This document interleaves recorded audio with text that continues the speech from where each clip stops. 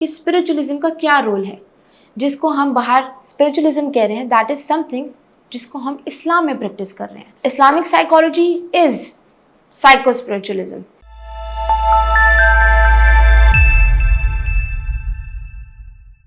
अस्सलाम वालेकुम एवरीवन, मेरा नाम माहिदा अहमद है और मैं एक माहिर नफ्सियात हूँ। आज जिस मौजू पर हम बात करने वाले हैं that is related to Islamic और मुस्लिम साइकोलॉजी। मौजूदा दौर के लिहाज से मुस्लिम साइकोलॉजी और इस्लामिक साइकोलॉजी को जितना फॉलो किया जा रहा है, मुझे नहीं लगता पहले इतना कभी किया जा रहा था। उसकी ऐसी क्या वजह है?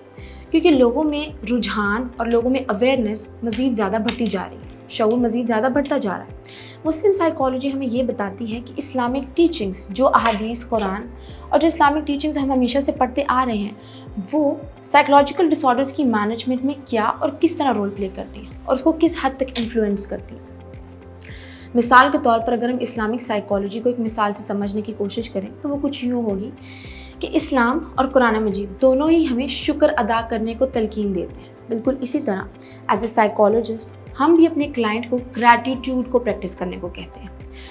इंसानी दिमाग के अंदर कुछ इस तरह की सोच, कुछ इस तरह की इमोशंस, कुछ इस तरह के बिहेवियर्स होते हैं जिनको अगर वो रिपीटेटिवली सोचता रहे तो वो एक माइंडसेट बन जाता है और उस माइंडसेट को हम आइडेंटिटी फॉर्मेशन कहते हैं। बिल्कुल इसी तरह अगर एक इंसान ग्रैटिट्यूड को फॉलो करता रहे, ग्रैटिट्यूड को प्रैक्टिस करता रहे तो उसका एक माइंडसेट बन जाता है, उसकी एक आइडेंटिटी बन जाती है जो उसको हेल्प करती है अपनी साइकोलॉजिकल चैलेंजेस को फेस करने में।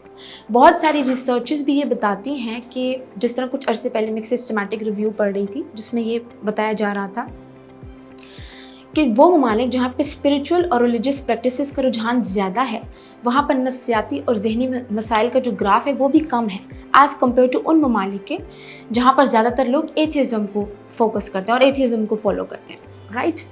सो Islamic psychology is basically a concept जो कि हमारी माइंड, बॉडी और सोल तीनों को आपस में कनेक्ट करने की कोशिश कर रहा है। रिसेंटली हम बहुत सारे ऐसे क्लाइंट्स देखते हैं जो हमारे पास आकर ये बताते हैं कि हमें समझ नहीं आ रहा हमारे साथ हो क्या रहा है। दे डोंट इवन नो, उन्हें भी नहीं पता उनके साथ क्या हो रहा है और वो उनको बताना भी नहीं आ रहा होता। समटाइम्स हम अपने क्लाइंट्स को उनकी रिलीजियस प्रैक्टिसेस के साथ कनेक्ट करके, उनकी मेडिटेशन के साथ कनेक्ट करके उनकी इन प्रॉब्लम्स को सॉल्व कर सकते हैं। हमारी साइकोलॉजी में एक बहुत कॉमन कॉन्सेप्ट है that we called as meditation, जैसे कि मैंने अभी बात की।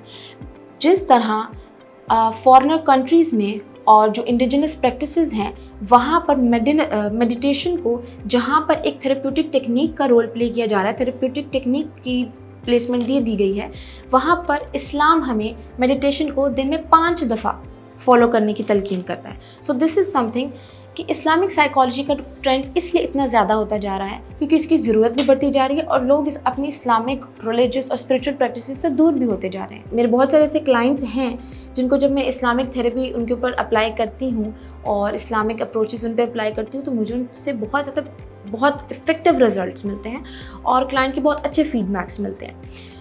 As I told you before कि इस्लामिक साइकोलॉजी इज़ समथिंग जो कि आपको माइंड, बॉडी और सोल को आपस में कनेक्ट करने की कोशिश करी है। साइको स्पिरिचुअलिज्म जिससे मैं और आप काफ़ी अरसे से वाकिफ़ हैं और हम उसको काफ़ी अरसे से प्रैक्टिस कर रहे हैं, national institute of mental health ने रिसेंटली उस पर काम करना शुरू किया है क्योंकि अब फॉरेनर कंट्रीज़ में भी हमारी जो इंडिजिनस प्रैक्टिसेस हैं उनके अलावा भी बाहर के लोग भी अब इस चीज़ पे फोकस करना शुरू कर गए हैं कि स्पिरिचुअलिज्म का क्या रोल है, जिसको हम बाहर स्पिरिचुअलिज्म कह रहे हैं, दैट इज़ समथिंग जिसको हम इस्लाम में प्रैक्टिस कर रहे हैं।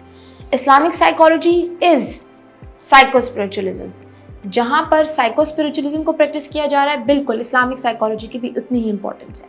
अगर आप इस्लामिक साइकोलॉजी को लेने के लिए, इस्लामिक साइकोलॉजी पर बात करने के लिए, इस्लामिक साइकोलॉजी को फोकस करने के लिए मुझसे रब्ता करना चाहते हैं, मुझसे कंसल्ट करना चाहते हैं तो प्लीज़ आपको मौलवी से रब्ता करें। बहुत शुक्रिया।